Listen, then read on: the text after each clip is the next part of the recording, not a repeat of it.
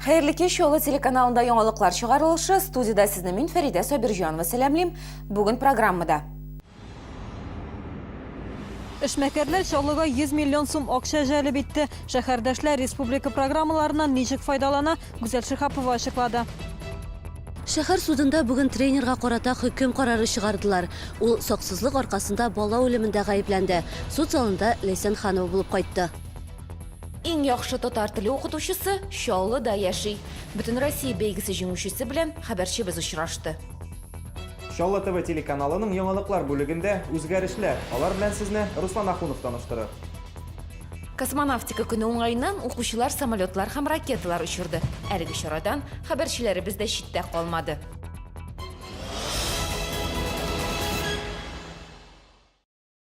Икътисады яктан авыр чор булса да, республикада эшмәкәрлекне алга җибәрү өчен уңай шартлар саклана. Кризиска карамастан Татарстанда бернинди программада эшләүдән туктамады. Рөстәм Миннеханов муниципалитетларга кече һәм урта бизнесны үстерүне максат итеп куйды.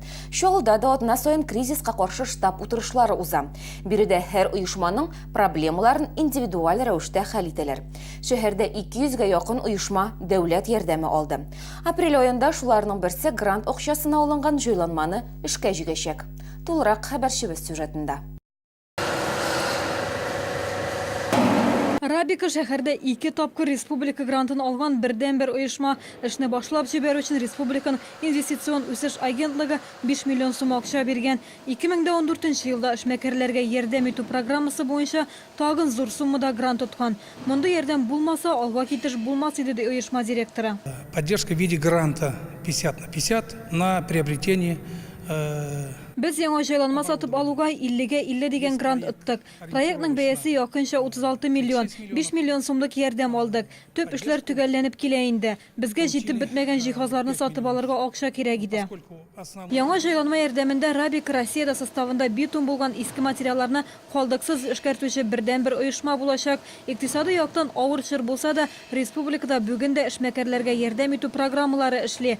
Республика җитәкчесе Рөстәм Миннеханов муниципалитетлар алдына урта һәм кече бизнесны үстерү максатын куйды. Чаллыдан грант алуга төрле бәйгеләрдә катнашу өчен ел сайын 100-дән артык гариза җибәрелә. По прошлому году мы привлекли в наш город около 100 миллионов рублей по всем видам программ, которые именно связаны с Республикой Татарстан. Узган елда гына республикада эшләүче программаларда катнашып шәһәргә 100 миллион сумга якын акча җәлеп иттек. Лизинг грант программасы эшмәкәрләр арасында популяр. Субсидиялар 3 миллион сумга кадәр булган җайланмаларның 40%-ын капларга ярдәм итә. Бу җитештерүче оешмаларын яңарту өчен кирәк.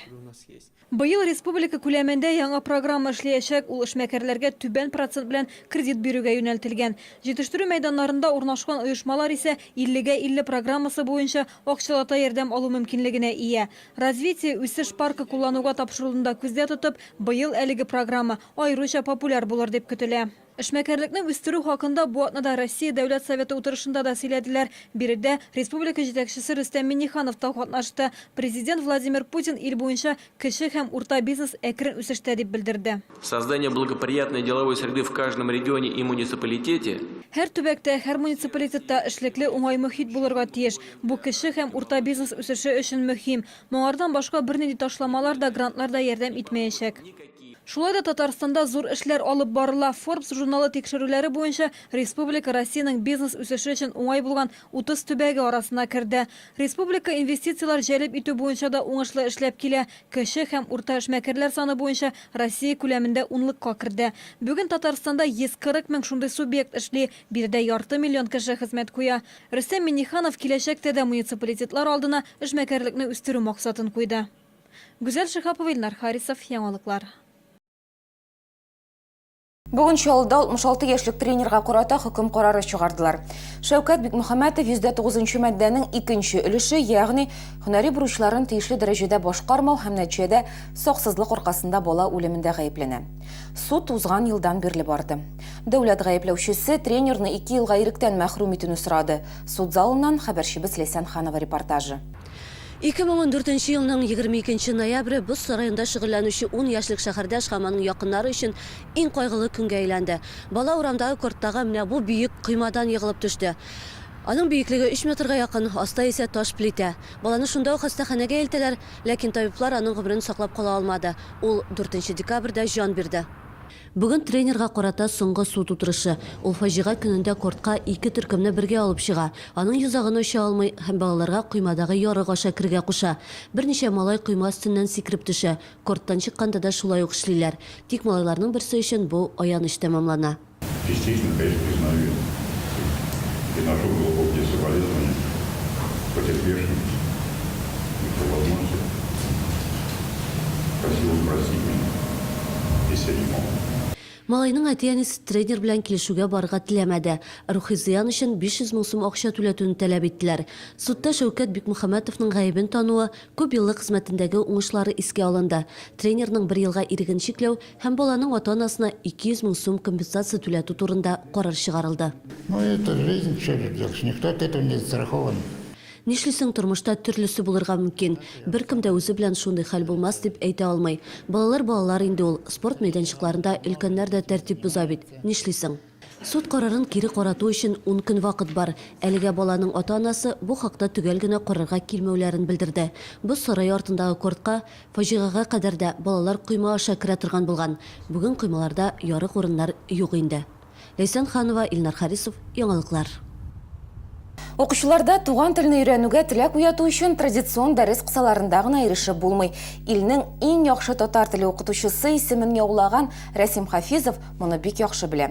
25нче мәктәптә эшләүче шәһәрдәшебез туган тел һәм әдәбият укытучылары арасында узган Бөтен Россия бәйгесендә гран-при яулады. Рәсим Рәхимҗан улының эш стажы не бары 3 кенә ел булуына карамастан, укучыларның күңелен һәм ихтирамын яулап өлгергән. Яшь белгеч дәресендә Айгөл Юнусова булып кайтты. Biz siz bilan xavotir tushdi, сөйләшеп киткән бер-ике сүз әйтте. Хәзер Рөстәм Нургалиевич миннән сорарга кирәк. Бүген татар теле дәресендә кунакта республика җитәкчесе булса, узган дәрестә Николай Дроздов иде. Менә шулай кызыклы алымнар белән укытучы укучылар күңелен яулый. Рус сыйныфы укучыларын телгә өйрәтү өчен мактыра белергә кирәк дигән фикердә укытучы. Үз эшендә ул заманча ысуллар куллана. Хәзерге кулланган методларда иң беренче ул сугестипедия методы. Психологик яктан һәм инновацион технологиялар, мәсәлән, балалар безнең дәресләргә татар теле дәресләренә күп кенә күренекле кешеләр килергә мөмкин. Президент, төрле спортсменнар, артистлар. Укучылар Рәсим Рәхимҗановны тында алмый тыңлыйлар. Өстәмә сораулар яудыралар, кызыксыну белән аның артыннан кабатлыйлар. Рәсим Хафизов рус балаларында татар теленә кызыксыну, аны үзләштерү теләге уята. Мин Рәсим Рәхимҗановичның дәресләрен яратам. Без аның белән укыйбыз, язабыз. Һәм ана телен өйрәнәбез. Без бүген рассказ укыдык. Миңа бик ошады. Без Рәсим Рәхимҗановичның дәресләр бик яратабыз. Аның дәресләр бик кызыклы. Рәсим Хафизов укытучылар нәселеннән, үзе дә кечкенәдән үк укытучы булырга хыялланган. Шин мөгаллим булуның сире бик гади ди ул. Балаларны яратырга һәм һәр вакыт яңалыкка омтылырга кирәк. Тагын Алла бирсә яңа үрләрне яулап, яңа инновацион технологиялар кулланыр дип үткәнеп калам. Айгөл Юнусова, Айрат Закиров, Яңалыклар. Ә хәзер рекламага бүленәбез, безнең белән бергә калыгыз. Шалла ТВ телеканалының яңалыклар бүлегендә үзгәрешләр. Алар белән сезне Руслан Ахунов таныштырыр. Космонавтика көне уңайыннан укучылар самолетлар һәм ракеталар очырды. Әлеге чарадан хәбәрчеләребез дә читтә калмады.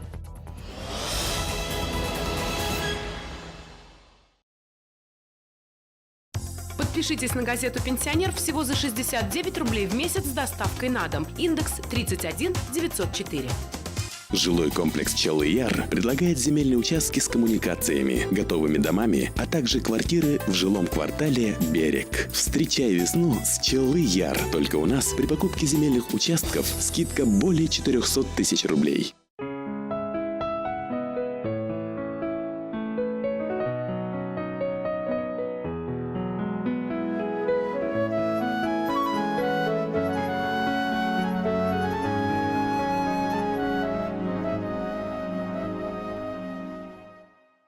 Олар туры эфир студиясын сәхнеге алыштыра. Ришат Хажиев, Лилия Мәхмутова, Гүлия Хайдарова, Лилия Закирова, Резида Шакирова, Зөһрә Фатыйхова. Күңел радиосы беренче тапкыр татарча мюзикл тәкъдим итә. Бар да мәхәббәттән башлана. 28 апрель кичке сәгать 7 Энергетик Мәдәният сараенда.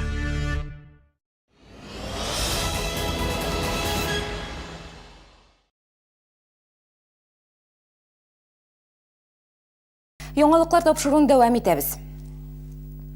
Бөек Ватан сугышы ветераннары күргәзмәдә катнашты. Ул 14-нче мәктәптә урнашкан. Күргәзмәдә 6-нчы комплекста яшәүче 3 ветеранның иҗат эшләре урын алды. Картиналарны Маргарита Мельникова чиккән, а Галина Капнина өстәл салфеткалары, якалар, кухня кирәк-яраклары бәйләгән. 3-нче ветеран Аркадий Лаврентьев инвалид, бүкләрдән массаж килемнәре ясаган.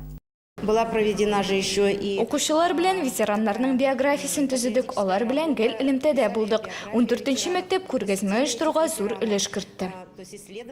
Составлен определенный график. Күргәзмәгә килү графигы төзелде. Без 6-нчы комплекста яшәүче балаларны экспонатлар белән таныштырачакбыз. Бирегә бакча мәктәп балалары килүе көтелә. Ветераннарның иҗат эшләреннән тыш биредә Бөек Новгород һәм Белоруссиядә табылган экспонатларны күрергә мөмкин. Совет солдаты каскасы, кул гранаталары һәм көнкүреш предметлары да бар. Күргәзмә 14-нче мәктәптә 3 көн дәвам итәчәк. Укучылар якынлашып килүче космонавтика көнен ракеталар очыру билгеләп үтте. 5-нче балалар техник иҗат үзәгендә укучылар арасында кечкенә ракеталар очыру бәйгесе оештырылды. Анда 13 яшькә кадәр балалар катнашты. Ракеталарны алар техник модельләштерү дәресендә ясаган. Олар фикеренчә, очкыч ясау бер дә авыр түгел. Брас фантазия, тырыш куллар һәм самолет әзер. Олар ракета ясау осталыгында һәм аны очыруда көч сынашты.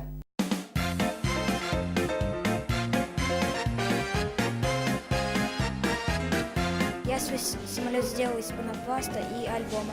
Я его сейчас запускаю, он хорошо летает. Мин дусларым белән самолет ясадым. Әнә бу самолет.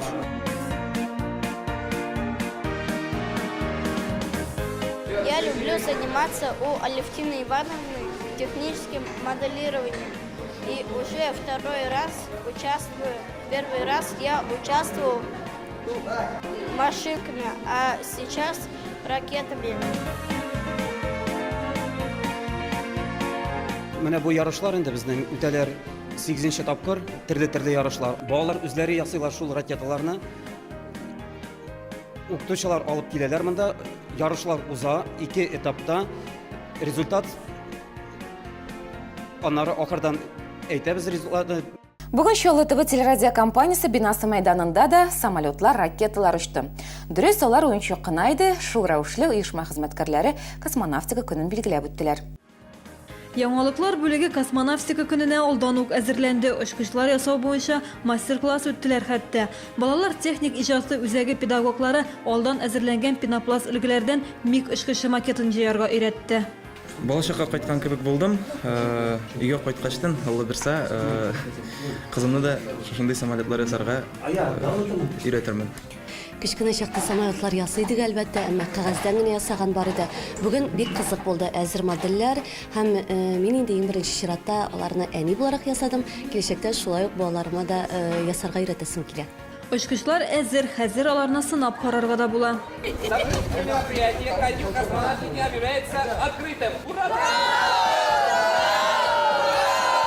Оешма хезмәткәрләре төрле очкычлар ясаган, пластик материал, кәгазь һәм башка материаллар кулланганнар. Хезмәттәшебез дизайнер Артем Колесов очкычына пропеллер да ясаган. Күңел радиосы хезмәткәрләре исә бөтенләй үк биеккә күтәрелергә җыенды. Алар үзләре ясаган ракетаны гели тутырылган шарларга беркетте. Biz birga, biz ishamiz, biz ko'kda. Нәрсә диләр әле?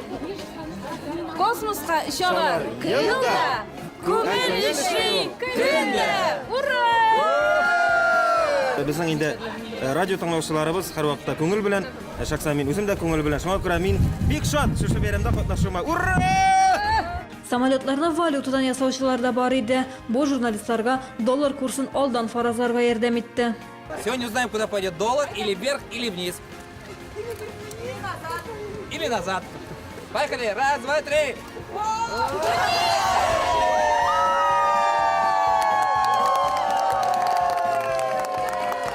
Гүзәл Шихапова, Константин Величко, яңалыклар. Шоллы яңалыклары көн дәвамында. Шоллы ТВ телекомпаниясы киләсе дүшәмбедән яңа форматта эшли башлый. Яңалыклар новости бүлеге сезне тәүлек дәвамында көн хәбәрләре белән таныштырып барачак. Бу хакта тулырак алдагы сюжетыбызда. Шоллы ТВның яңалыклар новости бүлеге яңа форматта эшләүгә күчә. Шәһәрдәшләр безнең каналда көн дәвамында хәбәрләр белән танышып бара алачак. Димәк, халык өчен файдалы, кызыклы һәм кирәкле мәгълүмат тагы да арта. 13 апрельдән без эфирга ешрак чыга башлыйбыз. Бу иртәнге 10-да, көн уртасында 12-дә, 14 һәм 16 сәгатьләрдә. Хәбәрчеләребез көн дәвамында мөһим вакыйгалар белән кыскача таныштырачак. Безнең белән бергә булыгыз. Үзгәрешләр моның белән генә шикләнми. Инде киләсе дүшәмбедән яңалыклар новости чыгарылышлары яңартылган студиядә эфирга чыга башлый. Без шәһәрдәшләргә тагы да якынаябыз. Шул уңайдан без әлбәттә инде күбрәк интерактив форматта эшләргә тырышачакбыз. Аннан соң оперативлык зур урын алып торачак. Һәм иң мөһиме, без тагын да якынайчакбыз безнең телевизор караучылар белән. Башка каналлар кебек шул ук мәгълүматны җиткерсәк тә, безнең аермалы ягыбыз шунда булачак. Без ул мәгълүматны беренче чиратта бик кызыклы итеп, икенче чиратта халыкка файдалы итеп җиткерергә тырышачакбыз. Шул исәптән без яңа оборудованиелар куйдык, шулай ук ут җиһазларын алмаштырдык, шулай ук өстәлләрне үзгәрттек. Бүгенге көндә безнең студия, минемчә, шәһәрдә беренче студия, шундый студия дип уйлыйм. Шоллы ТВда яңа сәхифәләр дә барлыкка килә. Әйтик, шәһәр җитәкчесенә сорау бирү рубрикасы. Анда һәр шәһәрдәшкә үзен борчыган проблемаларны Шоллы башлыгына җиткерү мөмкинлеге тудырыла. Спасибо. Хәзер сезнең шәһәр җитәкчелегенә турыдан-туры сорау бирү мөмкинлеге бар. 18 апрельдә Сәүдә кварталында безнең иҗат төркеме эшләячәк. Сорауларны яздыру көндезге 12-дән башлана.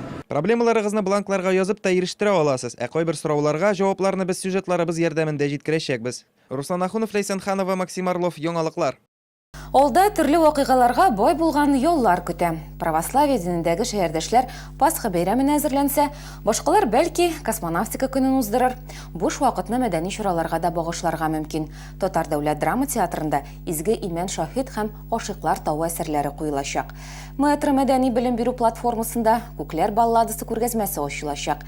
Биредә үк иртәгә сәяхәтче скетчбук проекты стартылачак. Скетчбук ул кулдан кулга йөри торган китап. Әлеге проект ярдәмендә шәһәрнең төрле пичмакларын өйрәнергә мөмкин. Человек берет скетчбук на одну... Скетчбукны үзең белән бер атнага алып китергә мөмкин. Анда шәһәрдәге яраткан урыннарны сурәтләп, төрле коллажлар, рәсемнәр ясарга, картиналар ябыштырырга мөмкин. Бер атнадан ул аны кире кайтара. Әлеге скетчбукны башка шәһәрдәшләр алып китә. Гәрдәле кызлары мөнәҗәт әйтә, эшмәкәр Рөстәм Гатин кичкенәдән пешекче. Булар хакында тулырак инде берничә минуттан эфирга чыгачак Алтын мирас тапшыруыннан белерсез. Безнең телеканалда калыгыз. Бүгенге менә шулар, мин сезнең белән сау булашам, юлларыгыз күңелле үтсен.